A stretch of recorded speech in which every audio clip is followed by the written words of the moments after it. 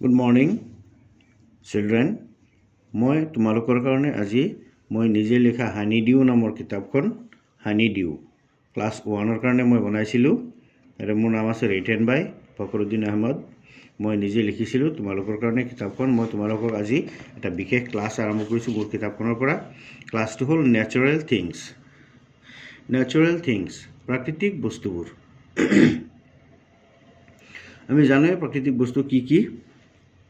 World প্ৰথমতে world এটু পৃথিবী আৰ্থ এও পৃথিবী মানে ভূমিভাগৰ পৃথিবী এটু আর্থ সয়েল মাটি স্যান্ড বালি ওয়াটার পানি হিল পাহাড় রিভার নদী সি সাগর লেক হ্রদ সান সূর্য মুন চন্দ্র ক্লাউড ডাৱৰ প্লেনেট গ্ৰহ ওয়াশেন মহাসাগৰ ডিউ ডিউ মানে পানী টোপাল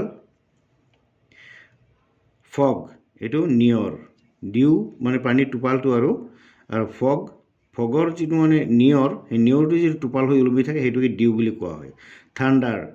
থাণ্ডাৰ গাজনি বেংক নদীৰ পাৰ কেব গুহা কেব মানে গুহা পৰ্বতৰ গুহা যে এনেকুৱা এইবিলাক প্ৰাকৃতিক বস্তু পৰ্বতৰ সৃষ্টি হয়। তাৰপিছত আছে নেম অফ হাউচেছ কিছুমান ঘৰৰ নাম আমি জানো building store house godown building বুলি ক'লে ডাঙৰ পকা ঘৰ এইটোকে বিল্ডিং মানে তৈয়াৰ কৰা সজাই লোৱা ঘৰ। ষ্ট'ৰ হাউচ মানে যিটো ঘৰত জমা ৰখা ঘৰ আৰু সেইটোৱে। গোডাউন মানে ষ্ট'ৰ হাউচ প্ৰায় একেই। কাউশেড গোহালি হাট জুপুৰিঘৰ কটেজ একেবাৰে সৰু জুপুৰিঘৰ। কুটিৰ মানে সৰু জুপুৰিঘৰ। টেম্পল মন্দিৰ পেলেচ অট্টালিকা মস্কিউ মছজিদ চাৰ্চ গীৰ্জা। ইউৰিনেলটো পেচাবগাৰ এইটো এটা ঘৰ। লেট্ৰিন এইটো এটা ঘৰ। শৌচাগাৰ এইটো এটা ঘৰ। হোটেল এইটো এটা ঘৰ। কিচেন পাকঘৰ এইটো ঘৰ। শ্বেড গৰু থকা ঘৰ বা সৰু চালি। হোষ্টেল য'ত বহুত ল'ৰা ছোৱালী থকাৰ কাৰণে এটা ডাঙৰ ঘৰ বনোৱা হয় সেইটো হোষ্টেল। ইন মানে জংঘলত হাবিত বা অচিনাকি পৰ্বতীয়া জেগাবিলাক ৰাস্তাৰ কিনাৰত হৈ থকা ডাঙৰো নহয় সৰুও নহয় মানে হোটেলৰ নিচিনা ঘৰ। হোটেল কম মানুহ থাকে সেইটোকে ইন বুলি কোৱা হয়।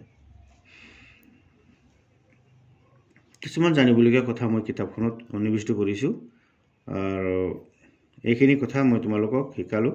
আৰু শিকিব থাকিলে মানে কমেণ্ট বক্সত জনাবা। মই আৰু নেক্সট আৰু ক্লাছ আছে তোমালোকক শিকাম। ধন্যবাদ।